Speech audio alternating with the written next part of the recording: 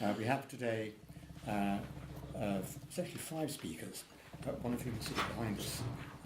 Max Watson, sitting over there, who was for many years at the IMF, then at the European Commission, and now a fellow of St Anthony's College, and is the founder and originator of the Political Economy and Financial Markets Programme, based at the European Study Centre, which this is associated. Next to me, Tim Lane, who is currently Deputy Governor of the Bank of Canada. He too, before he was Deputy Governor, was at the IMF for many years, in the Research Department, amongst others. Well, 3 other departments. Many departments, yes, well. Then David Vine, Professor of Economics, fellow at Balliol, needs no further introduction from most of you here.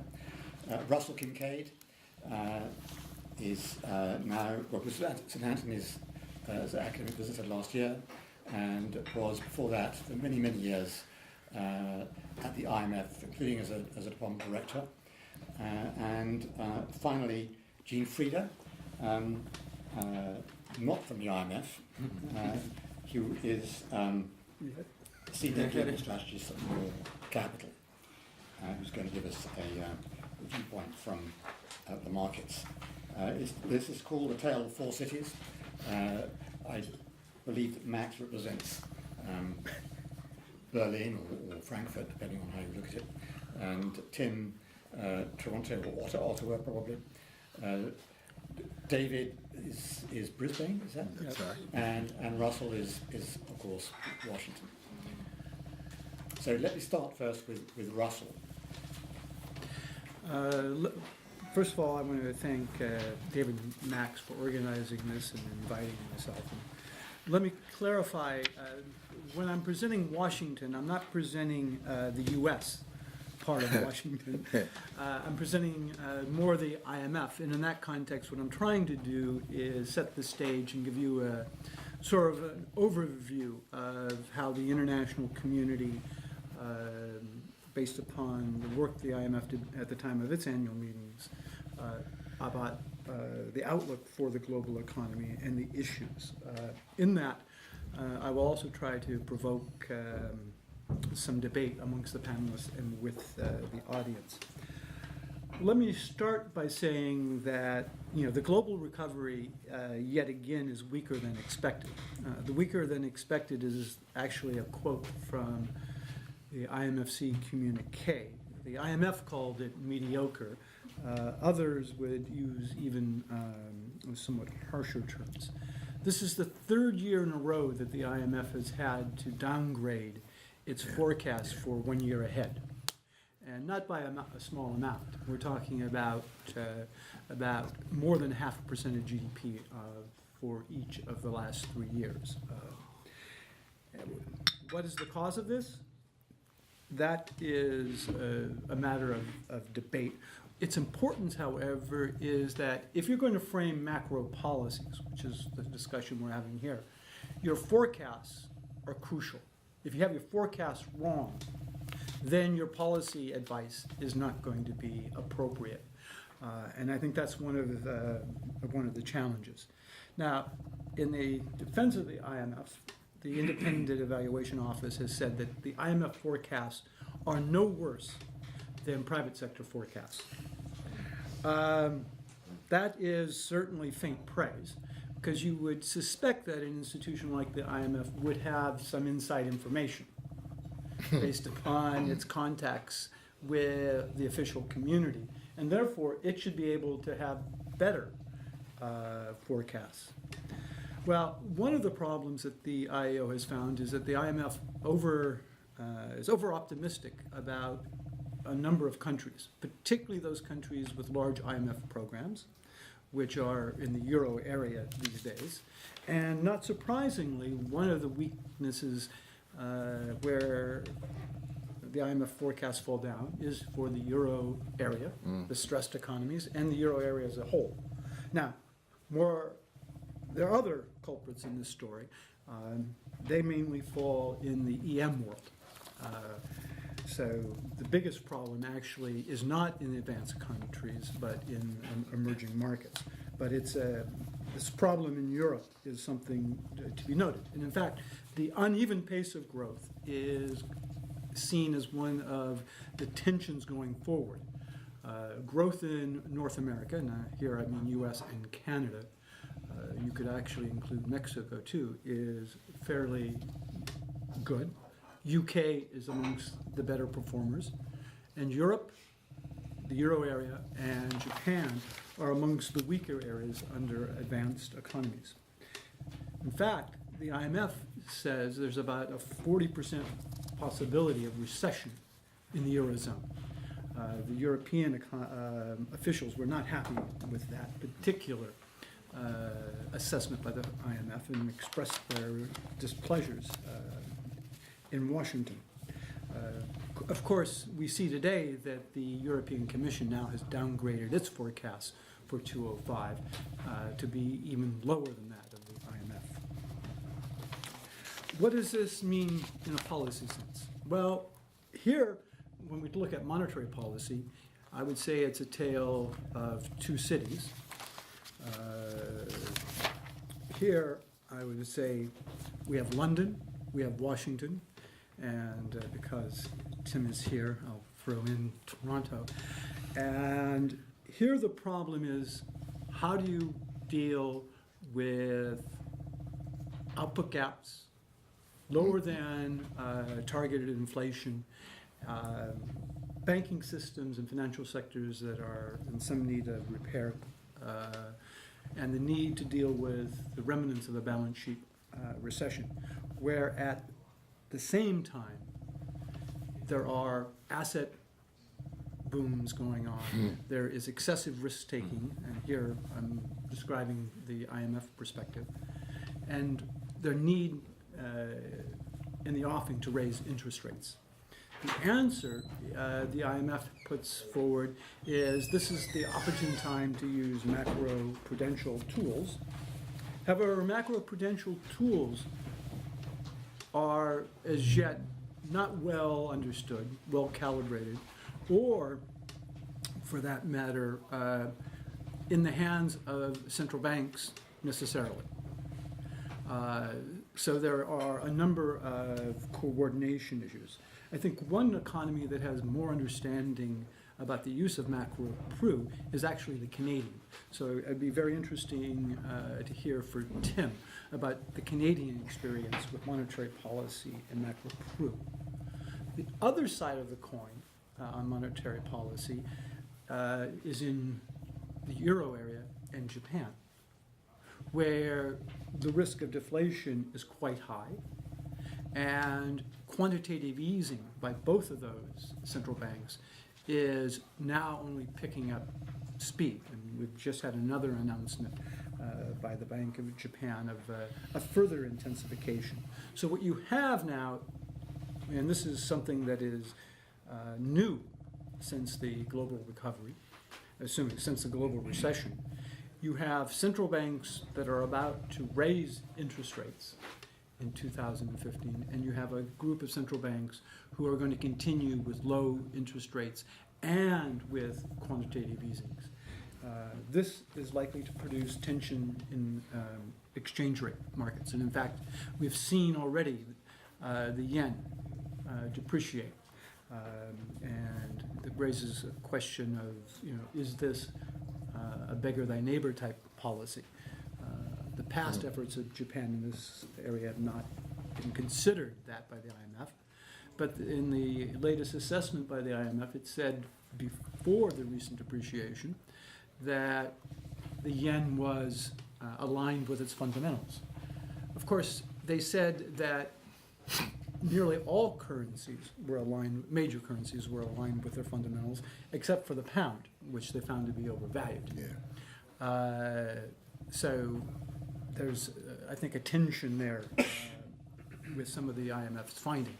Admittedly, the IMF says there's a large degree of uncertainty about its findings with external balances related to Japan, but also, importantly, for Germany, where Germany is thought to have an over depreciated currency in real terms by a significant amount, between 5 and 15%. But the IMF, through its own research, can't explain what the source of that is. They don't say it's the real exchange rate. They don't say it's inappropriate policy. It's all in the residual, which is not very helpful. And most of us in the room have got a pretty clear idea what the reason is. Well, but the IMF has a policy prescription nonetheless. Yeah, I'm sorry, I'll be... Which is, Germany needs to engage in a more expansionary fiscal policy. Fiscal policy, by the way, next year in Germany is already set to be expansionary. But that it needs to invest more in infrastructure, as does the United States. And in fact, in general, investment in infrastructure is a major theme in this year's WEO, which only coincidentally dovetails with the fact that the G20 meeting in Brisbane is all about infrastructure. So, the other story is Japan, where the economy is weak and is now suffering, in my view, from, in part, the consequence of fiscal tightening brought on by the VAT tax increase, which is supported by many, including the IMF. Some of you may remember that the Japanese had another VAT increase in 1997. Doing it again. Which also led to slower growth thereafter. The U.S. actually, the IMF actually calculates that the VAT increase that is under discussion, that's in the process of being implemented, they have another increase due in 2015, will cut growth cumulatively by 1 to 2 percentage points in Japan over a 3-year period. And that will take 6 to 7 years before the Japanese economy reaches the same level of real GDP. Raises some questions about the policy's prescriptions, perhaps. So with this background, I think I've already taken up my allotted time. I'll turn to the other colleagues to provide the policy answers. Okay, I'm going to turn now to David, who's going to represent Max's viewpoint from Berlin. Before I do that, I should say just one thing I should have said at the very beginning, which is that these remarks are being made under what's known as the Chatham House rule, so no attribution of remarks. And that said, I'll turn to David to represent Max. I have in front of me Max's text, which he prepared just in case he wasn't himself strong enough to deliver the remarks. I should begin before saying anything to thank Max for having had the idea of this meeting, which was on the boil when suddenly Tim emailed me and suddenly all the pieces fitted together, and it's been such a pleasure. And Russell coming at the same time for another meeting in London tomorrow put all these pieces together. So thank you very much, Max. So I will halfway between read and not read what I've got in front of me. Max and I have discussed it at some length. First of all, he, like Adam and I, very much welcome everybody here. He says, I confess that it was I who suggested 4 cities. I was thinking of the best of times and the worst of times. And it was David who landed me with Frankfurt. It's quite suitable. The story that I'm going to tell is as much a German as a European story. And the most respected of all Germans, Goethe, fell ill as an adolescent in Frankfurt. And he tells us that when he began to recover, he thought, after every transition is a crisis. And is a crisis not an illness? We wonder. So, which of these crisis, illness, transition is Germany and the Eurozone now going through? That's the question that Max posed for himself. And he says, let me begin in Berlin. Merkel's plan for 2016 has been a simple one: to move as swiftly as possible to a role for Germany of indirect hegemony. And as economists, we can imagine this being paralleled by a shift from conditionality to surveillance. Given all that's happened, this means a new role for the Commission, and especially the President of the Commission, departing from the failures and also from the successes of the past. This Commission would have two key functions. Firstly, to perform a much more effective role, and a much earlier role, in internalising the dilemmas and concerns, perhaps the weighted dilemmas and weighted concerns of the Member States. The Vice Presidents would play a key role. At times, the President would be like the Duke of Plaza Toro and lead his regiment from behind. He would, in part, be the fixer, not the President of the Council. The President of the Council would be closer to a constitutional monarch in a federal system. The second role of the Commission is to put forward allegedly technical economic judgments that are much harder to resist and personalised under this new voting regime and of structures of the Stability and Growth Pact. Thus, over time, the ambition is that this would take heat off Germany, its policies, and its economic mantras. So two roles, first and second. For those of you who heard the full testimony of Jean-Claude Juncker to the European Parliament in late October, you will see that Germany has found the best commission that money can buy. But there's a fatal flaw. Germany's model of the Union is essentially legal and moral and devoid of open economy macroeconomics. This reality has caught up with Berlin far faster than I would have expected. Now, in 2015, Berlin faces a recalcitrant France, Greece, Italy, and probably Portugal. It's back in its school. I misread that, excuse me. It's back in its schoolmarm role, and its economic formula is back under frontal attack. This turbulence clearly is very difficult to manage. It's a very difficult backdrop against which you could make progress in that two-point Merkel plan. And the problem isn't superficial, Max writes. I very much agree with him. From the beginning, Germany has had a view of fiscal policy that's far too narrow for countries that have no national monetary policy. And here Max says, as Oscar Wilde might have said, to lose one policy instrument may be deemed a misfortune, but to lose two looks like carelessness. Ising's article in the Financial Times of October 25th, written in Frankfurt, epitomises this view. His analysis of the domestic fiscal stance in Germany is perfectly clear and argues against any easing in 2015. Indeed, some work that, he says, the work that David Vines and I, Max, have been doing suggests that from this narrow perspective, Germany has only had a domestically unsuitable fiscal policy 3 times in the past decade and a half. And one of these times is 2015, when fiscal policy will be, in the sense of domestic macroeconomic balance, too easy. Ising is in good company.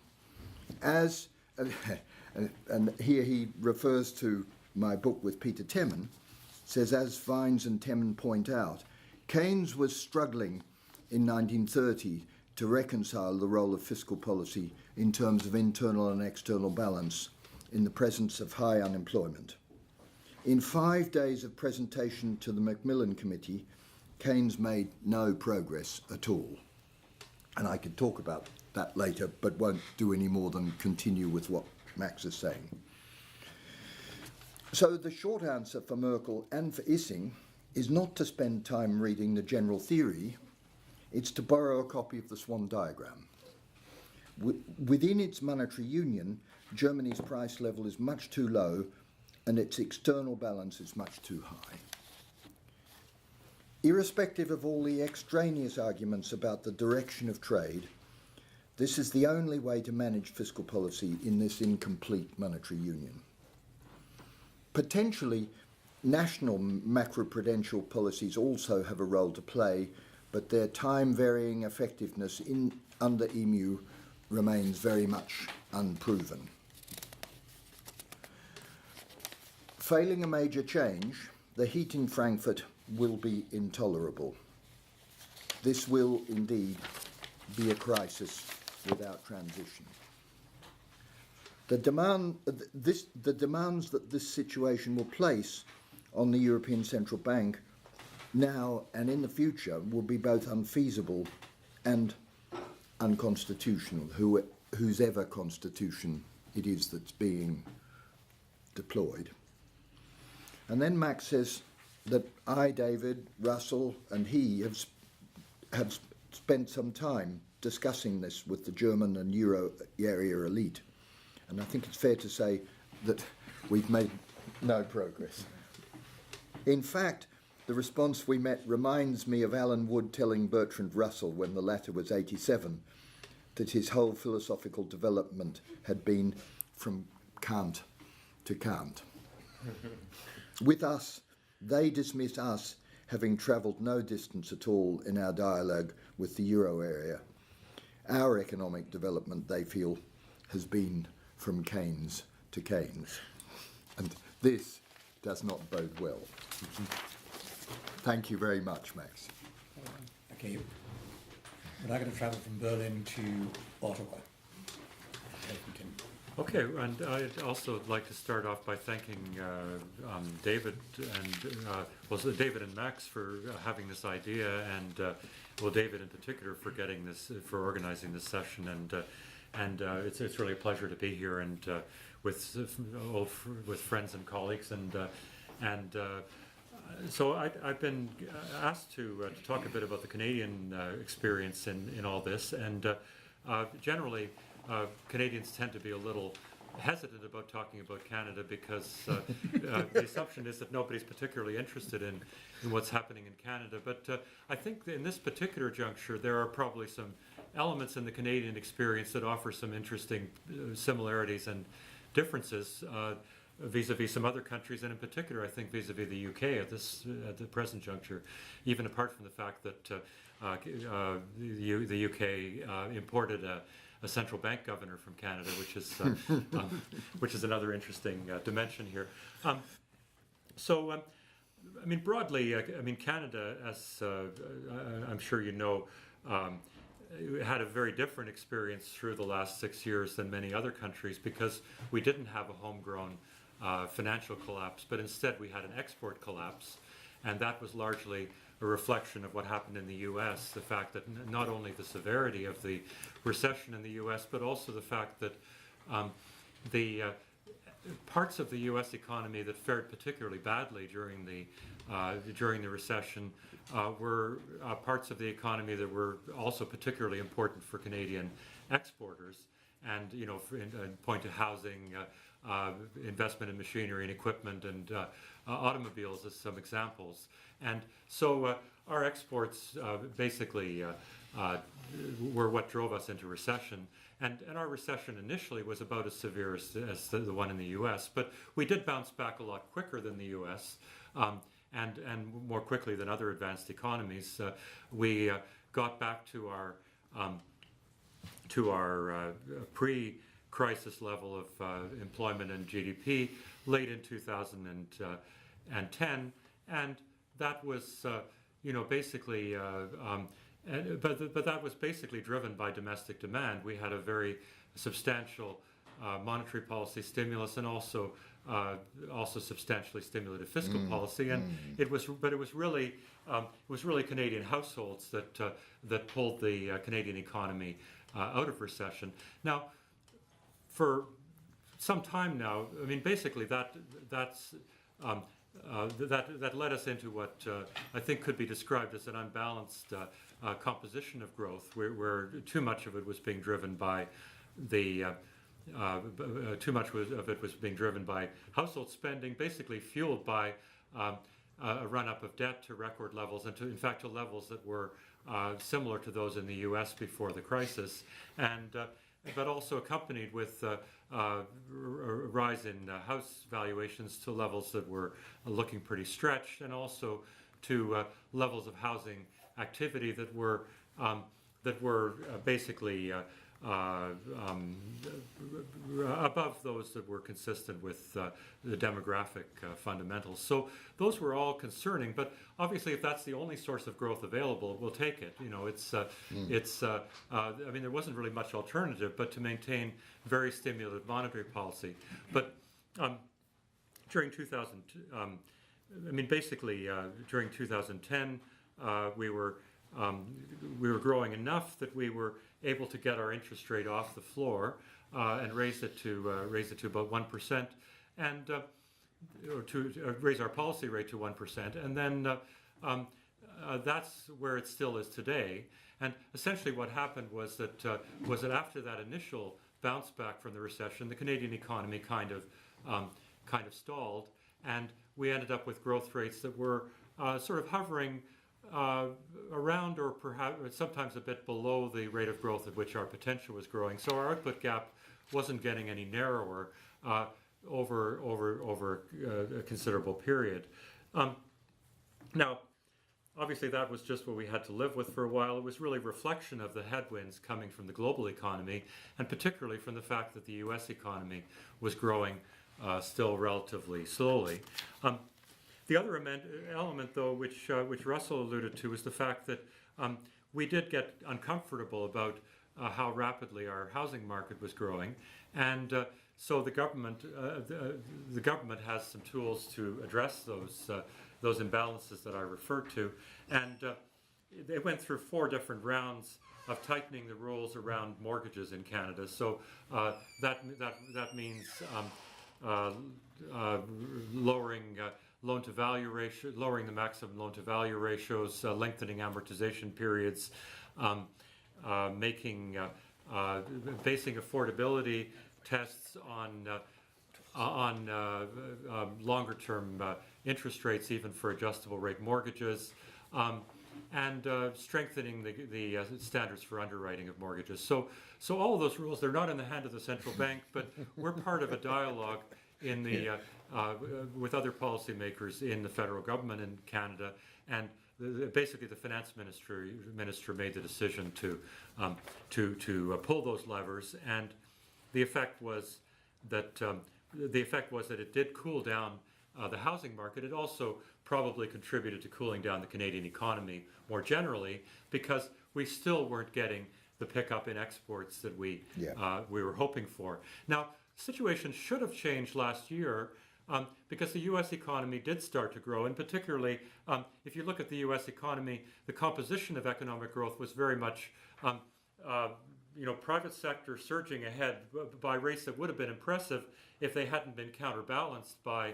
the fiscal drag coming from sequestration and from the various other aspects of fiscal tightening in the U.S. And so from Canada's point of view, that should have been pretty favorable to our exports. But in fact, our exports still remained well below their pre-recession. Our non-commodity exports, that is, remained well below their pre-recession levels. I mentioned non-commodity exports because another sort of underlying change in Canada was this shift away from other sectors of Canadian economy towards oil production and towards other types of natural resource industries, and that was a trend that was going on really as long as the commodity supercycle, so-called, has been going.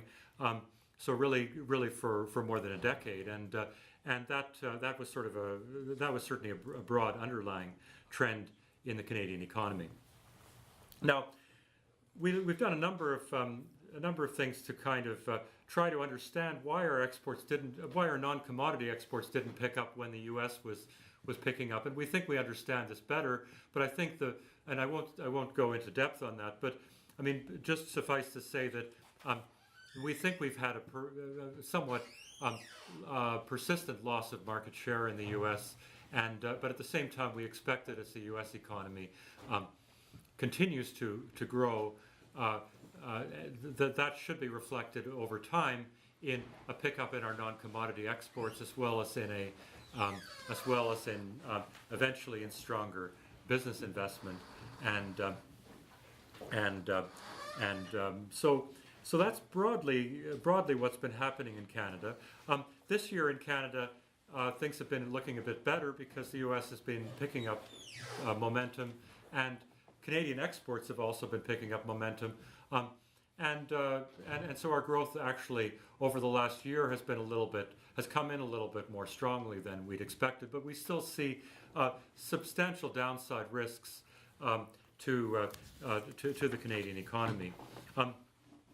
Obviously, key element behind this is this is obviously closely related to our monetary policy decision, which, as I mentioned, we still have our policy interest rate at 1%, as it has been for the last 4 years, and that's really reflecting the fact that despite the recent experience with exports, we still see a substantial amount of excess supply in the economy, which will take some time to absorb.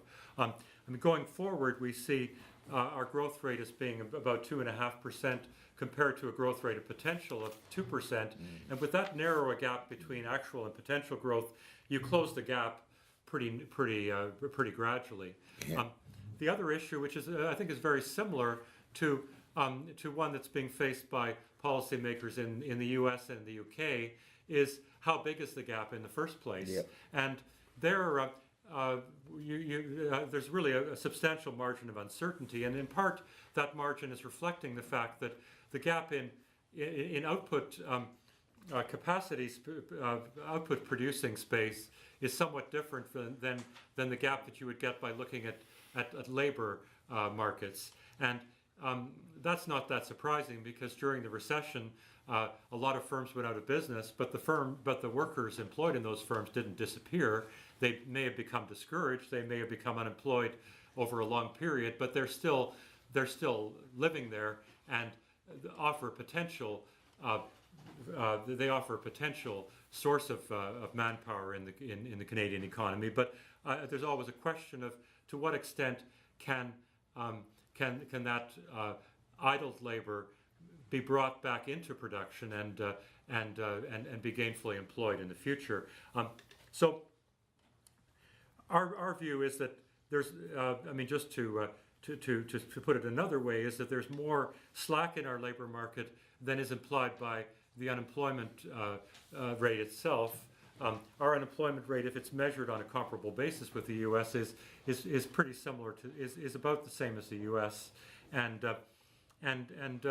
basically that reflects the fact that there is a lot of involuntary part-time work, and there are also discouraged workers in the workforce. And so there is, in our view, an element of excess capacity that's not fully reflected either in the unemployment figures or in some sort of measure of some sort of output gap measured by deviation, by any of the standard sort of measures. So we putting those sorts of considerations together, we actually have been emphasizing the range of different possible levels of excess capacity. So we think there's somewhere between 0.5% and 1.5% of GDP of excess capacity. But if you look at the labor market, it looks more like 1.5%. If you look at output, it looks more like 0.5%. So that's, I think, really the policy question becomes sort of how far do you push it? There's clearly a risk that if you start to withdraw monetary policy stimulus too quickly, you could actually nip the expansion in the bud and prevent any of those discouraged or involuntary part-time workers from ever being fully integrated into the workforce. On the other hand, of course, we're mindful of the opposite risk, which is that if you maintain stimulus a very considerable monetary policy stimulus too long, then inflation can pick up, and you can end up also with these imbalances in the financial system that Russell alluded to, which are manifested in the housing market as well. So at this point, then we're concerned about some of those imbalances because they do seem to be picking up again.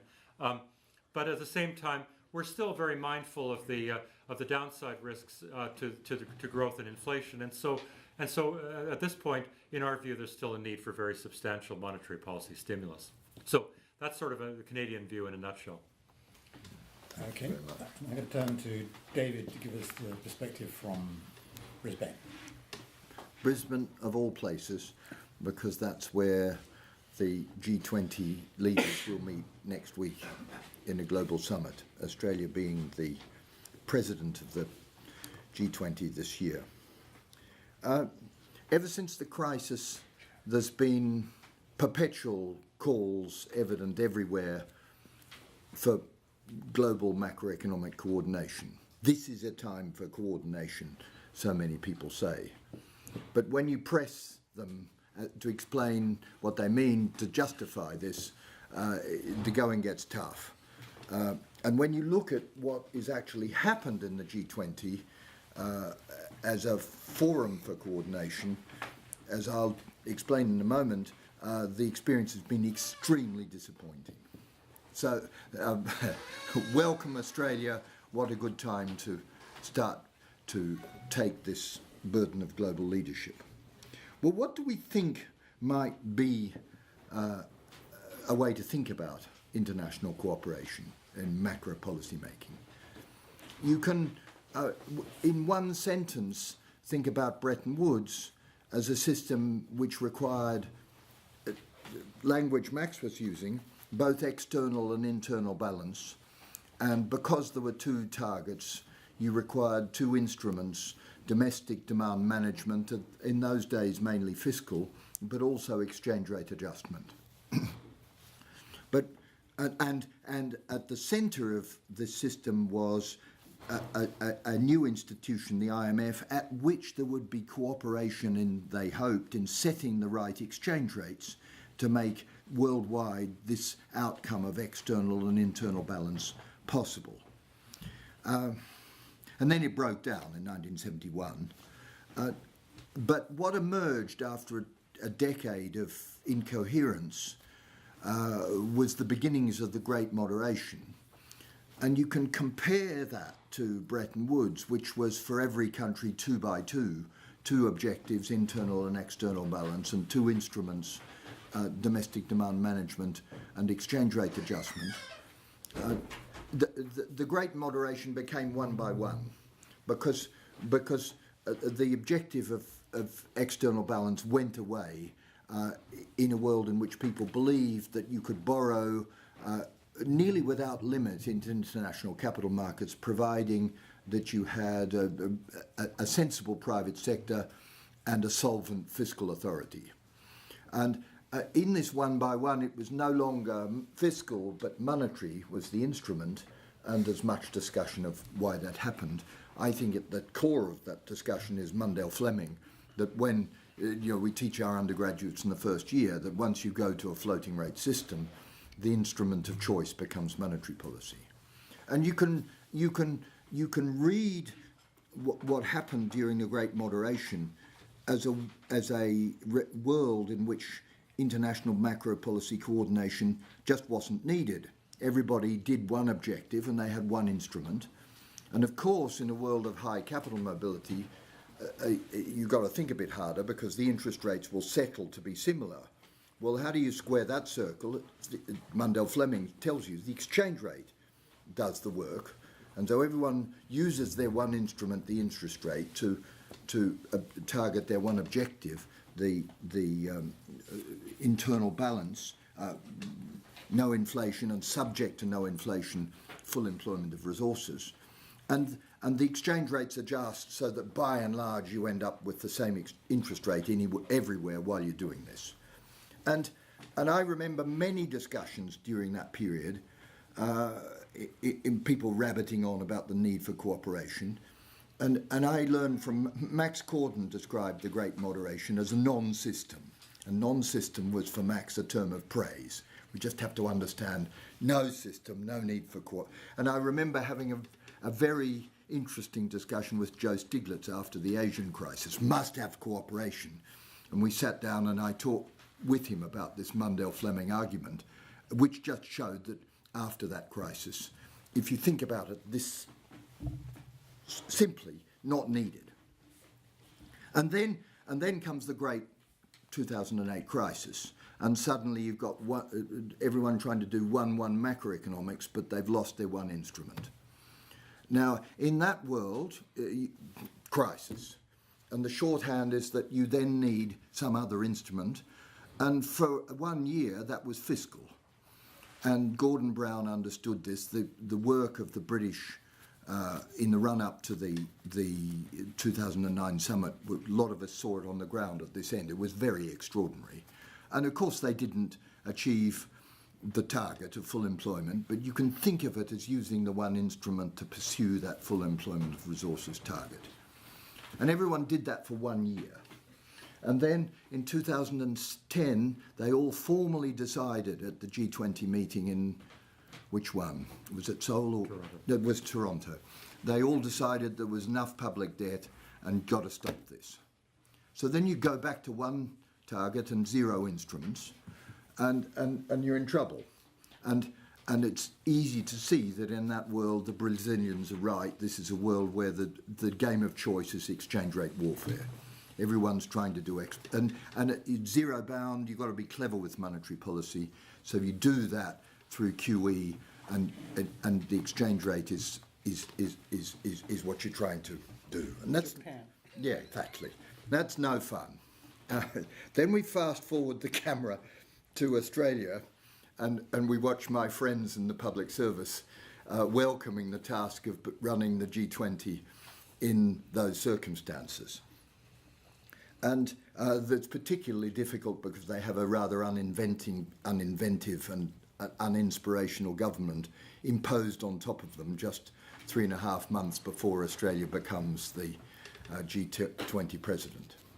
So what are they going to do?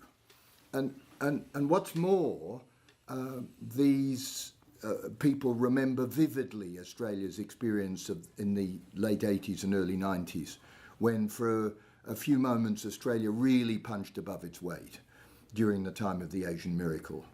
The Australians were the ones who explained to the world what the Asian... That's a bit strong, but they also were involved in assisting that miracle. It was Australia that set up APEC first, and did a lot with Indonesia and others in actually promoting the liberalisation agenda. And this was, I think, well described by my colleague at ANU, Ross Garnaut, as a regional strategy of concerted unilateral reform. Concerted, everyone doing it together, join a club, have a happy time, doing things with your friends, but unilateral, quite unlike Europe as a regional enterprise. And the reform then was of market opening and trade liberalisation, but the analytic point is a generic one about a process of cooperation which is involved doing what you want to do, but in partner with I was going to say in harmony, at least in concert with others who are doing something similar. So what do you do when you've got Tony Abbott and the gang on top of you, not very interested in this? And I think it's been very interesting. That's why the infrastructure investment agenda has risen to the top.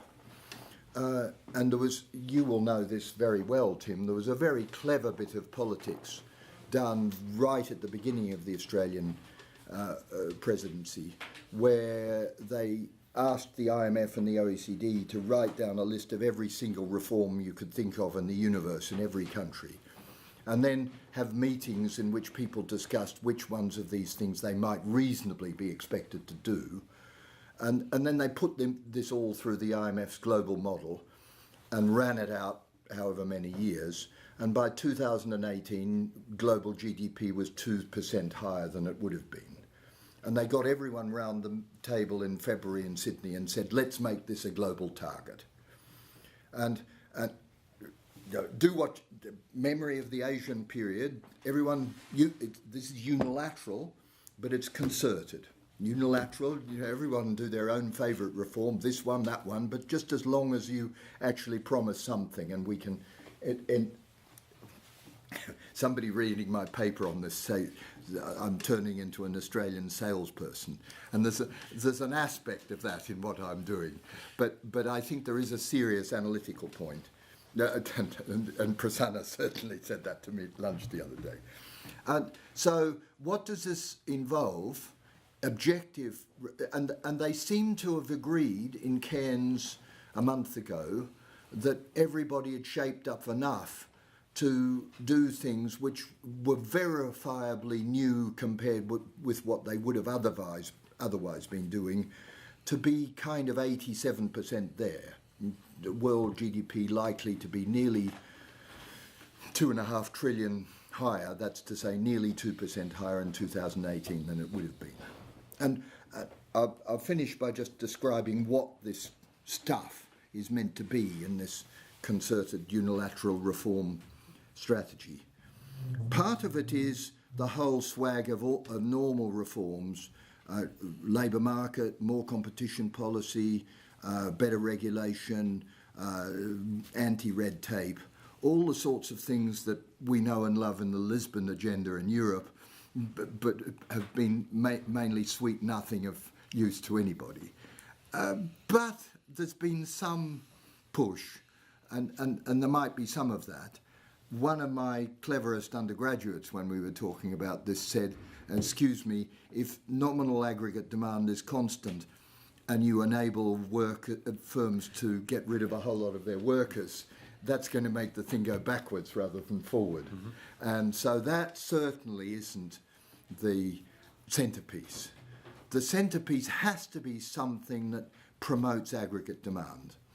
And the strategy for, let's say, Britain and Australia and other austerity-bound countries is to try and persuade the finance minister that you can do creative balance sheet accounting and you're creating an asset, a new airport that you can offset against the increase in public debt. And really public debt isn't going up as much as simple accounting would suggest.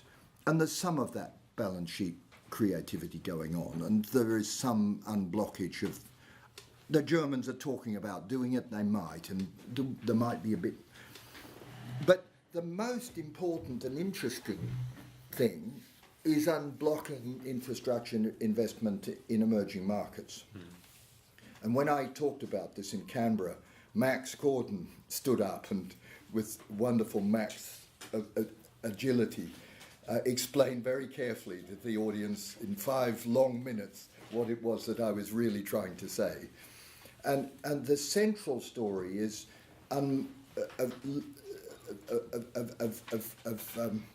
to unblock financial difficulties in places, centrally India, but also other Southeast Asian economies and in Latin America, to encourage both domestic financing of investment and inward FDI and inward portfolio investment on a very large scale.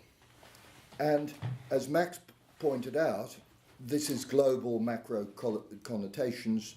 The advanced countries need depreciated exchange rates in order to enable them to export the stuff that the emerging market countries are importing by doing this. And it takes you right back to the centre position of the World Bank in the Bretton Woods system, creating international financial markets that will make it possible for aggregate demand to rise in places where it's most useful and in some ways most possible for it to do. And that's why I'm quite enthusiastic about what's been happening, publicity or not, about what's been happening in the G20. And I've explained to what I think the strategy's been. Thanks. Thank you, David. Okay, and I'm going to turn to G, who's going to give us the global market viewpoint. Great, thank you. Thank you for the invitation. I think what I have to say kind of follows nicely from the way David ended in focusing on emerging market infrastructure. But what I have to say is probably not quite so optimistic in terms of arriving. Last month was a very interesting month in that volatility in financial markets spiked to the highest level in 3 years. And, as the press always does, they try to come up with reasons why it happened, and markets often obsess over the catalysts for these things. So we had everything from Ebola to ISIS to stalling Chinese growth, political dissonance in the euro area, weaker than expected growth in inflation data. But what I think was really to blame was something related to the architecture of financial markets that had developed since 2008. And so if I could ask you to travel one more place, I would take you to the small town of Pisa. And I would ask you all to climb the Tower of Pisa and imagine it at its beginnings when it was still straight. And half of you that are climbing the Tower of Pisa are banks, and half of you that are climbing the Tower of Pisa are asset managers. And let's see what's happened since 2008. What's really happened since 2008 is that regulation is focused, rightly so, on dealing with the problem of the banks. And there's been a very heavy focus on increasing the capitalization of banks and reducing, let's say, the riskiness of their activities. A big part of that focus, or let's say a side effect of that focus, has been to reduce the bank's ability and willingness to intermediate risk. And this has been done primarily through changes in capital regulation that increase the cost for banks to hold inventories of securities. So in the past, if you imagine that something negative happened in the world, and an asset manager went to sell their security to a bank, the bank would warehouse that security and hold it for a little while, assuming, that maybe the market had overreacted. At least they had an inventory behind them. So now, we basically have banks that have just-in-time delivery. They run very low inventories of securities, and in periods of market stress, and actually in good times, they tend to hold very little risk. Yeah. So I think, what's happened really since 2008 is the bank's willingness to intermediate risk has gone down. And so you can imagine the half of those people, populating the Tower of Pisa have now exited the building. And at the meantime, you've had this phenomenal growth of asset managers. And asset managers have been the primary propagation mechanism for quantitative easing. So, quantitative easing has suppressed volatility, it has reduced term premium, it has incentivized people to go into riskier assets. But most of the money, in hollowing out, let's say, the banks, and also to a certain extent the insurance companies, increasingly the money is all flowed into the asset managers. And so these are asset managers that have, substantial growth in assets under management. And increasingly those assets under management are in riskier and riskier things, less liquid things. And so what that creates in good times is actually a false sense of stability and strength, because everything is going up. It's partly a reflection of a lack of market depth, because there's no there's no bank really to hold the risk. It's just all the asset managers all buying at the same time. Yeah. And so so we've ended up with this concentration of risk in reasonably liquid parts of the financial system. And so some of the work that we've done is actually looking at what we would describe as run risk in the asset management sector. And this effectively derives from a very simple premise, which has been empirically proven, that in fixed income markets, flows follow performance. It's a beauty contest. So, we can prove to you that in bad times, when performance is negative, money flows out of this asset class. Now, when you look over the last 25 years, 3/4 of the instances, of the monthly instances when performance is negative, tends to be associated with Fed tightening cycles. So not surprisingly, when the Fed hikes, the bond market panics, at least briefly, and money flows out of the asset class. And what has made this cycle quite different is that because the absolute value of yields is so low almost everywhere, that the yield cushion, or the cushion against loss on your bonds, is now very, very small.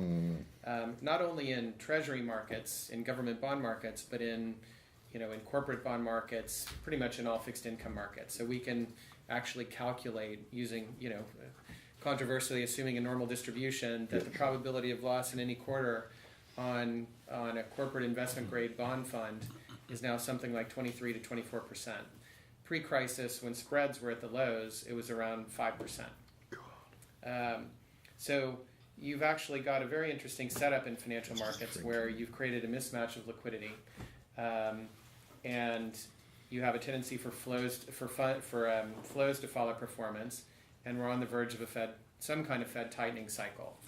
Now, the first thing that we found from the experience of, to a certain extent, the experience of the taper tantrum, well, definitely from that experience, and even from the experience last month, that whenever you get the market panicked about something, maybe it was Ebola, maybe it was, the weather was bad, I don't know, everyone is on one side. Everyone wants out at the same time. Volatility goes up, and policymakers panic because the reaction function, or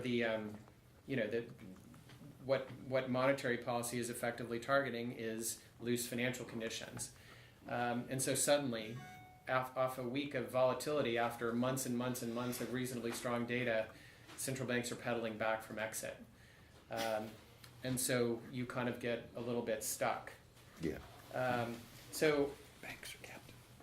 I've given you a chart that's based on some of the work that we've Yeah, done, yeah, which I yeah, won't yeah. really go into. But I would just emphasize that the story is really around flows following performance, but there are a number of developments in the asset management sector that actually exacerbate the risk of runs. And what you have to understand about asset management is that for most of these funds, they offer daily liquidity. It's like a piggy bank. And they increasingly invest in illiquid assets. There's a substantial maturity transformation going on, even if there's not the same degree of leverage that you have in banks. And that's another big difference, although we also think there's quite a bit, there are hidden pockets of leverage within the system. And the concentration risk of these assets, to give you an indication, the estimates that we have put 30% of assets under management, which is something like $20 trillion, in the hands of the top 10 asset managers. So I think for banks, the equivalent figure was 30% of total assets in the top 20 banks. So I guess it's twice as concentrated. Now, where is this, for whom is this most dangerous? I would say it's particularly dangerous. I think what we have to contextualize is that, Fed cycles do happen now and then. So when you have tightening, normally the US survives, and most advanced economies survive quite well after a period of volatility. So that's, let's say, less of a big deal. The riskier segments of the market, however, suffer a lot more. And what you saw after the taper tantrum, I would say that out of most fixed income asset classes on the risk spectrum, from government securities through corporate, high yield, you had 3 to 4 months of outflows. And in emerging markets, it was 10 months. And when you look at the concentration of these funds in the emerging markets, it becomes a particular risk because these are sovereign borrowers. And the cost of funding, if not even the access to funding, can be cut off quite quickly. So I